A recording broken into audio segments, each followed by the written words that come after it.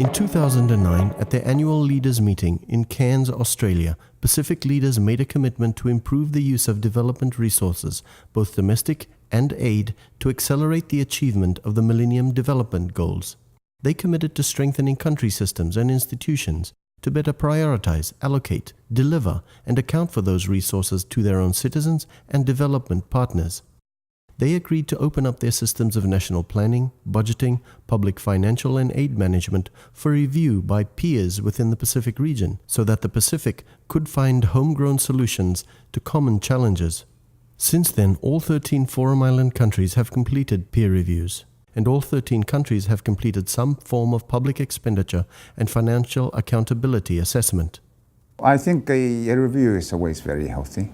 I think that the mistake one should never make is to carry on doing what you're doing without just reflecting upon it. And I think it is important to get people from within the region to do that, because we share the experience. A lot of our problems are very similar. The fact that the peer review is being done by our peers, I think is a good thing. Sometimes reviews are made with different standards in mind or different expectations. But the good thing about peer review is the realistic aspect of it. I think that often has to be given some weight. It is an avenue through which we can, through this peer review committee, be able to be told of where we are in terms of how we are compared to other neighboring Pacific countries. We know that there are brothers and sisters down in the South Pacific that are doing pretty well. Their governments are thriving. We can emulate some of this. What do they do that drives their economy? We've moved on from just the straight technical advisors doing almost everything in country. We have a cohort of often young, well-educated Pacific Islanders who can do this work possibly much better, understanding the culture and the way things are done in islands better than expatriate like myself. So I think it's really important to find a way to harness that capacity. Pacific countries undertook the peer review process to learn from each other, and for a wide range of reasons, from learning how to better prioritize based on limited capacity and resources as a Niue with a population of 1,500 people, to improving delivery of services in Papua New Guinea with a population of 7 million people. We were trying to do too many things. We have limited capacity.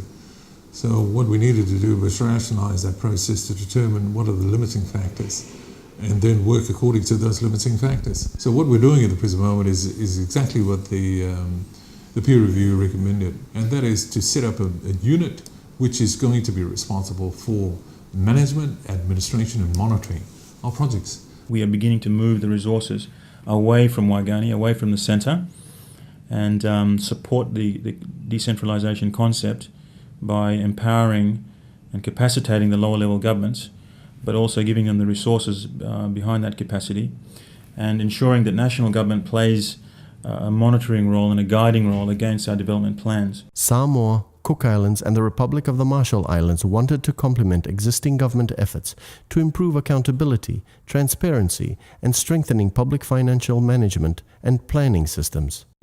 Principles of good governance, transparency, and also accountability being respected by the leaders of the developing country would ensure that the resources would be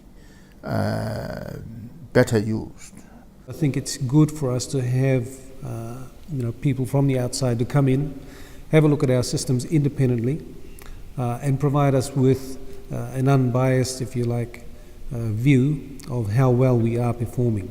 We've made a commitment in the next few years to have one of the best, most robust finance management systems and planning systems in place. And we've done quite a few initiatives recently, I think, that has really benefited the country. We are building our internal capacity for performance monitoring and auditing. All these efforts are to build a government and people that are accountable and transparent in the use and result for the resources we generate domestically and receive from our development partners.